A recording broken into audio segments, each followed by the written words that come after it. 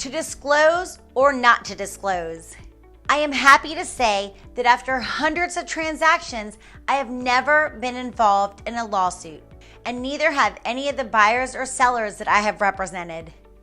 When you're selling anything that has ever been repaired, replaced, modified, added, fixed, or changed, it needs to be disclosed.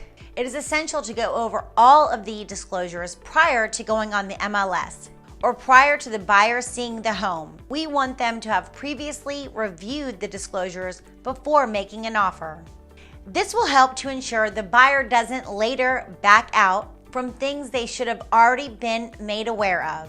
Some of the most frequently used are the Residential Property Owners Association Disclosure Statement, the Mineral, Oil, and Gas Disclosure Statement, and the Lead-Based Paint Disclosure. These are a safety net not only for the buyer, but for the seller as well. One of my common sayings to my clients is, if you have to ask me if you should disclose it, then the answer most always is going to be yes.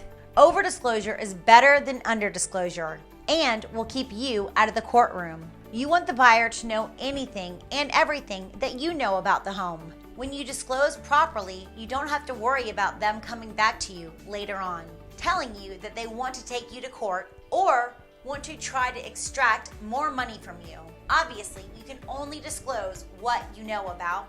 If there are issues with the property that you don't know about, then the buyer would have to prove that you did know and keep that from them intentionally in order to win in court. So, disclose, disclose, disclose. If you're thinking about selling, give me a call. I have helped a lot of people just like you in this area, and I'd love to help you as well. And remember, when you do what you love, people love what you do.